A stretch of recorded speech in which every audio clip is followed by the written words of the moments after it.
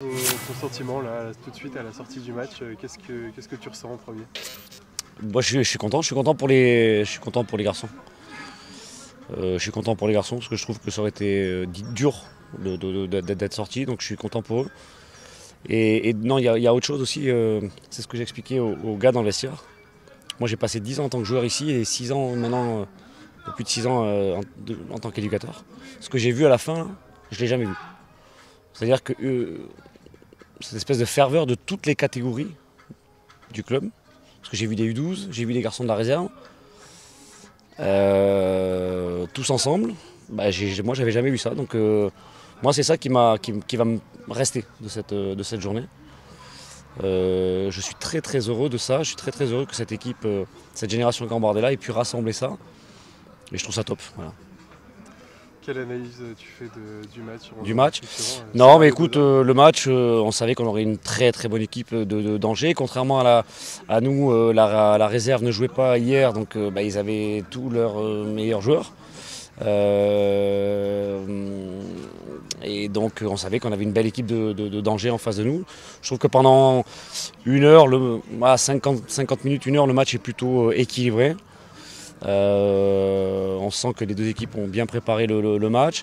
Je pense qu'à la 60e minute, on prend le dessus au milieu de terrain, on prend le dessus sur le plan athlétique et je trouve qu'on commence à prendre le terrain et on prend ce but. Et comme tu le disais, c'est un peu cruel à ce moment-là. Et puis en fait, ce qui se passe à la fin, c'est toujours un peu la même chose, c'est un peu irrationnel, mais c'est aussi le fruit de deux générations qui s'entendent vraiment bien, qui s'entendent vraiment très très bien. Ils sont très proches, ils sont très complices, ils ont envie de se faire mal et ils ont été bien poussés aussi par tous leurs copains qui étaient sur le côté. Bon, j'ai l'impression d'avoir vécu aujourd'hui en notre faveur ce qu'on a subi nous l'année dernière à Troyes, en notre défaveur sur un terrain synthétique avec beaucoup de tension autour du terrain, de soutien. Là, c'était un peu ça. Voilà. On a réussi à le faire grâce à tout ça. Et justement, t'en parlais à l'instant. Le fait de jouer, d'habitude vous jouiez à Sopin, sur herbe. Là, qu'est-ce que ça change réellement? Écoute, je vais pas te cacher que j'étais un peu déçu de ne pas pouvoir jouer à Sopin quand on a vu l'impossibilité avec les différents matchs. Au final, j'ai eu bien tort.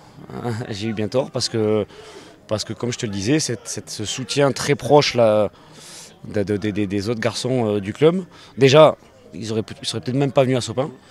Là, ils sont à côté. On l'aurait pas eu à Sopin, donc les joueurs n'auraient peut-être pas senti ça aussi proche d'eux si on avait été à Sopin.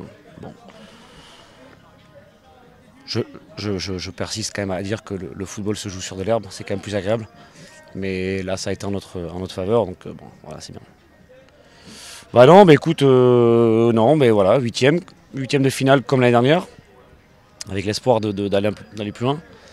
Il reste 16 équipes, le tirage devient national, donc il faut s'attendre à tout. Mais j'ai envie de continuer parce que voilà, là je te dis encore une fois, ce que j'ai ressenti là, ce qui s'est passé là, me donne envie de m'appuyer là-dessus, quoi, vraiment.